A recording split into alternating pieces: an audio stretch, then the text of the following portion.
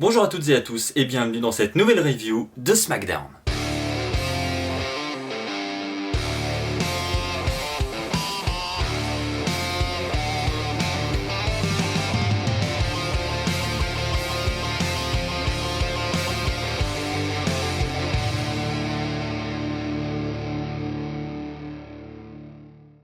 On se retrouve donc comme chaque semaine pour la review de SmackDown. Je vais donc revenir sur le dernier épisode en vous partageant mon avis. On va revenir sur les points les plus importants du show. Et puis comme d'habitude, le top flop en fin d'émission. Alors quel a été le meilleur segment de SmackDown cette semaine et quel a été le pire? Je vous invite à donner votre avis dans les commentaires. Je veux que chacun qui regarde cette vidéo donne son avis dans les commentaires, c'est très important. Quel a été le meilleur et le pire moment de cet épisode de SmackDown? Je voudrais commencer par parler de Lacey Evans qui a eu un match cette semaine. Alors elle a affronté une catcheuse locale. Alors ça, je ne sais pas ce qu'ils ont avec ça, mais vous avez un roster féminin, utilisez-le quoi. Pourquoi faire appel à des catcheuses locales? Bon, c'est bien pour elles, parce que passer à l'antenne devant des millions de téléspectateurs à la WWE, je pense que ça leur fait plaisir. Donc pour elles, je suis certain que c'est une très bonne chose. Par contre, pourquoi, nous, en tant que fans, on ne voit pas les femmes du roster et on voit des catcheuses inconnues comme ça? Je comprendrai jamais cette logique. Bref, tout ça pour dire que Lacey Evans a eu un match et elle l'a remporté, c'était un squash, comme à chaque fois qu'on a un match avec une catcheuse locale. Là aussi, il n'y a jamais de suspense, on sait toujours que la personne qui affronte le catcheur ou la catcheuse locale va gagner. C'était le cas pour Lacey Evans. Elle a donc remporté le match et après le match, on a la musique de Sasha Banks qui arrive. Petite bataille verbale entre les deux. Sasha Banks va monter sur le ring et va vouloir confronter Lacey Evans, mais Lacey Evans va vouloir lui mettre sa woman's right et Sasha Banks va avoir peur, donc elle va tomber et Lacey Evans va le regarder d'en haut en mode tu vois. Voilà ce qui arrive quand on essaye de se confronter à la lady de la WWE. Et Lacey Evans va repartir comme à son habitude avec son mouchoir, etc. Et elle se fera attaquer en haut de la rampe par derrière par Bayley qui donc vengera Sasha Banks suite à ce qui s'est passé la semaine dernière. Et on a donc ensuite Bayley et Sasha Banks qui vont célébrer cette victoire entre guillemets en haut de la rampe et puis qui vont narguer Lacey Evans. Donc la rivalité est lancée, ça continue, c'est une très bonne chose. Honnêtement, le segment de cette semaine était agréable à regarder, rien d'exceptionnel, mais au moins il y a une rivalité, au moins il y a quelque chose qui est construit et ça fait plaisir. Franchement, c'est divertissant, donc je valide. La rivalité Sasha Banks-Bayley, Lacey Evans, je ne sais pas où elle va nous mener cette rivalité, mais au moins il y en a une. Est-ce que Lacey va avoir une chance pour le titre de Bayley ou est-ce que Lacey va seulement entrer en rivalité avec Sasha Banks parce que jusqu'ici, elle a tapé seulement Sasha Banks et on n'a pas réellement eu de segment Bayley-Lacey Evans à part celui de cette semaine où Bayley est venue défendre Sasha Banks. Mais est-ce que ça veut dire qu'elles vont entrer en rivalité? Honnêtement, je doute qu'on ait un match entre Sasha et Lacey sans enjeu. Je pense qu'ils vont directement nous amener un Bayley contre Lacey Evans pour le titre avec Sasha Banks aux abords du ring pour aider Bayley. Parlons maintenant de la division par équipe. La division par équipe de SmackDown qui fait son grand retour avec un match assez intéressant. Honnêtement, ça fait plaisir encore une fois d'avoir ce genre de match dans des shows hebdo. On a un match Fatal 4-Way qui est organisé. Donc on a d'un côté la Lucha House Party, on a de l'autre côté Heavy Machinery, on a les Revival et on a enfin Shorty G et Ali. Et donc l'équipe qui remporte ce match obtient le droit d'affronter le New Day pour les ceintures à TLC. Donc enfin la carte de TLC se dessine, donc c'est une très bonne chose. Et puis voilà, les matchs en jeu comme ça c'est toujours sympa. Surtout que là franchement on n'avait aucune idée de qui pouvait remporter le match, il n'y avait aucune rumeur, il n'y avait vraiment rien. Donc le suspense était là jusqu'au bout. Honnêtement, quand le match a commencé, j'avais aucune idée du vainqueur et ça fait plaisir, c'est ça qu'on aime dans le catch, c'est être surpris.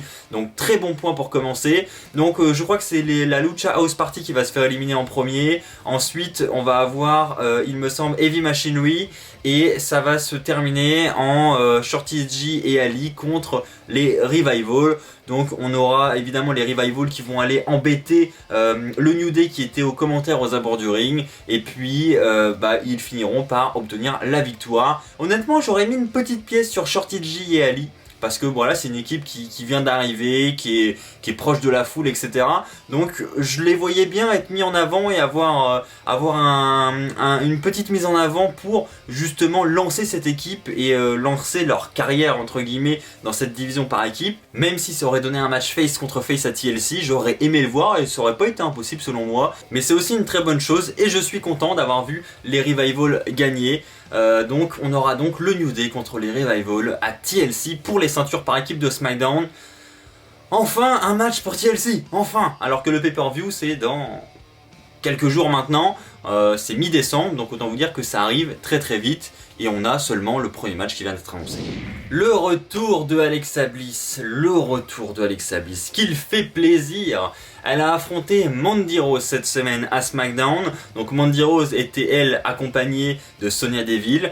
Alexa Bliss, elle, était accompagnée de sa meilleure amie Nikki Cross. Et on a donc Nikki Cross qui va s'en prendre à Sonya Deville à l'extérieur du ring, alors que Sonya Deville tentait d'intervenir dans le match et donc d'aider son amie Mandy Rose. Les deux vont avoir des altercations à l'extérieur. Et on a ensuite Alexa Bliss qui va faire son finish sur Mandy Rose pour la victoire. Et donc victoire de Alexa Bliss qui sera ensuite félicitée par Nikki Cross après le match. Franchement, ça fait super plaisir de revoir Alexa Bliss dans cette division féminine. Je l'ai déjà dit la semaine dernière, mais c'est encore un bon point pour SmackDown. Le retour dans le ring de Alexa Bliss dans un match. Elle manquait tellement à cette division que ça méritait clairement sa place dans cette review de SmackDown.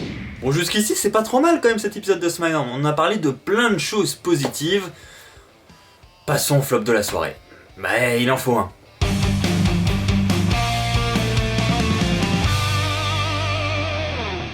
Bon alors, si vous avez vu SmackDown, vous pouvez déjà deviner qu'est-ce que je vais mettre en flop de la soirée, sachant qu'il reste pas grand chose, il reste deux choses. L'autre sera en top, celui-là sera en flop. Je serais vous, je miserais quand même sur Roman Reigns, King Corbin, Ziggler, tout ça, cette partie obscure de SmackDown. Effectivement, c'est encore ça cette semaine, ça fait plusieurs semaines, je me demande même si ça fait pas un mois que je mets ça en flop de la soirée. Quoi qu'il en soit, c'est nul, honnêtement. J'ai pas d'autres mots, je suis désolé. C'est toujours la même chose. Donc là, on avait un match entre Ziggler et Roman Reigns d'organiser. Ok, sur le papier, c'est nouveau parce que voilà, on a au moins un match 1 contre 1. Fini ces matchs par équipe 3 contre 3. On en avait vraiment marre. Donc là, on a un match 1 contre 1. Bon, le match en soi, pas dégueu, un match classique. Merci Ziggler qui a vendu ce spear encore à merveille. Ziggler, meilleur vendeur de la WWE, hein, ça on peut pas le nier. Je veux dire meilleur vendeur dans le ring. Ça pour moi c'est clair, c'est le meilleur, je l'adore. Donc très bien vendu. Maintenant l'après-match quoi. L'après-match, donc on a victoire de Roman Reigns, mais cet après-match où on a Ziggler et Corbin qui viennent menotter Reigns au poteau et qui vont l'asséner de coups, hein, et puis après ils vont sortir des boîtes de pâté pour chiens sous le ring. Et on va entendre Ziggler dire hein, tu es le big dog, hein, tu es le big dog, et on va nourrir le big dog. Et puis voilà, ils sortent les boîtes de pâté pour chiens et puis ils lui en foutent plein la tronche. Franchement quoi, franchement, non. C'était, moi, j'ai même pas trouvé ça divertissant, j'ai trouvé ça gênant quoi, et puis faut qu'ils arrêtent avec cette storyline du big dog là où ils essaient de se moquer de lui. Non, c'était vraiment pas bon du tout à regarder. Enfin, ça reste mon avis. Si vous avez aimé, n'hésitez pas à le dire dans les commentaires. Perso, j'ai pas du tout été diverti et je n'ai pas du tout aimé. Ceci étant dit, passons au top de la soirée.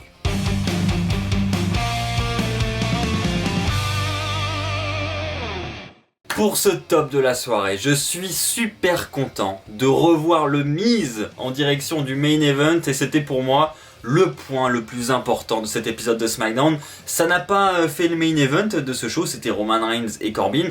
Maintenant, et Ziggler bien sûr. Maintenant pour moi c'était le plus gros point de SmackDown, le meilleur point à retenir de SmackDown, c'est The Miz qui a ouvert la soirée avec le Miz TV. Il dira durant son Miz TV que normalement il devait avoir en tant qu'invité Daniel Bryan, mais que il n'est pas là ce soir et qu'on n'a pas de nouvelles de Bryan depuis ce qui s'est passé la semaine dernière avec The Fiend qui lui a arraché les cheveux. The Miz sera ensuite coupé par Wyatt.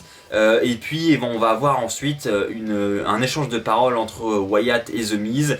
The Miz va dire que voilà, il n'a jamais aimé Bryan. On a Bray Wyatt qui va lancer une invitation à The Miz. The Miz va décliner, il va dire que non, on n'est pas là pour parler de lui, on est là pour parler de Daniel Bryan. The Miz va d'ailleurs employer le mot famille pour décrire Daniel Bryan. Il dira que voilà, il fait partie de sa famille, la famille de la WWE. Et Wyatt va le faire répéter et va lui dire tu as bien dit le mot famille. Donc ensuite il va l'épeler, on va voir ça à l'écran.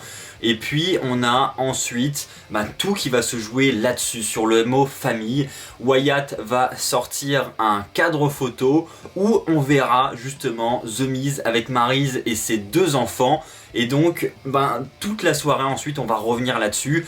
C'est en fait un échange psychologique entre les deux, vous l'aurez compris. The Miz va péter un câble lorsqu'il va voir que Wyatt est en train de se moquer de la famille du Miz avec cette photo entre ses mains. Et donc on a The Miz qui va partir en coulisses et qui va aller à la recherche de Bray Wyatt mais qui ne va pas le trouver. On va ensuite avoir le Miz qui va être au téléphone avec Maryse qui est terrifiée à l'idée de voir Bray Wyatt ou The Fiend arriver chez elle. Donc The Miz va la rassurer, lui dire ne t'inquiète pas, ferme tout à clé, je prends le prochain départ en avion et puis je viens te rejoindre. Donc on le voit avec sa valise. Et puis ensuite lorsqu'il va partir, on va voir qu'il y a une pièce rouge ou verte qui va attirer l'attention du Miz. The Miz va rentrer et là il va y trouver un cadre photo, la même photo qu'on a vue en début d'émission, sauf que à la place de The Miz, c'est la photo de Bray Wyatt qui est avec Maryse et ses 2 enfants. Donc ça va évidemment énerver The Miz. Et puis on aura ensuite Wyatt qui sera derrière, qui va lui faire un Sister Abigail. Et on a donc ensuite Wyatt qui rigole. Et ça va se terminer là-dessus. On n'a pas plus de détails. Mais ça a ensuite été annoncé, Wyatt va affronter The Miz à TLC. Et franchement, c'est génial, c'est génial. Alors je ne sais pas ce que vous en pensez, mais perso j'ai adoré. Je suis déjà pour commencer hyper content de revoir le Miz mis en avant comme ça, avec Wyatt qui est le champion universel. Pour l'instant c'est pas annoncé, je crois que le titre universel est en jeu, mais je pense que ça devrait arriver. Enfin je vois mal un match où le titre n'est pas en jeu, donc... pourquoi pas avoir un match pour le titre universel où le Miz est impliqué dedans, ça serait quand même super cool. On a tous envie de revoir The Miz dans un match de championnat, donc ça ferait super plaisir. Et puis même la rivalité quoi, j'ai trouvé ça super intéressant, très divertissant. Moi j'ai vraiment accroché du début à la fin. C'est simple, dès qu'un segment se terminait, j'avais envie de voir la suite, voir ce qui allait se passer. Et puis là, pareil, à la fin de SmackDown, au vu de ce qui s'est passé cette semaine, j'ai juste hyper envie d'être samedi prochain pour voir ce qui va se passer lors du prochain épisode. Donc franchement, pour moi, c'est super bien joué, c'est un super scénario. Et puis j'ai hâte de voir aussi à quoi cela va nous mener avec Daniel Bryan qu'on n'a pas revu. Voilà, ils ont bien précisé à l'antenne cette semaine que c'était bien les cheveux dont il s'agissait, parce que plusieurs sur les réseaux parlaient de la barbe de Daniel Bryan. Non, il parlait bien des cheveux. Donc est-ce que Bryan va revenir chauve encore une fois? Est-ce qu'il va revenir les cheveux courts? Enfin, qu'est-ce qu'ils vont faire avec lui? Comment il va être impliqué dans cette rivalité avec The Miz? Franchement, tout un tas de questions qui se posent et qui font qu'on a vraiment envie de voir la suite. Donc encore un bon point pour SmackDown qui selon moi est clairement au-dessus de Raw en ce moment. Voilà, c'est ainsi que s'achève cette vidéo, j'espère qu'elle vous aura plu. Si c'est le cas, comme d'habitude, je vous invite à lâcher un pouce bleu. Je vous invite également à vous abonner pour ne pas rater les prochaines vidéos qui sortiront sur la chaîne. On se retrouve très très vite pour de nouvelles aventures sur WWE Fan France. D'ici là, portez-vous bien et comme d'habitude, n'oubliez pas, soyez toujours très très fiers d'être fan de catch. Allez, bye tout le monde.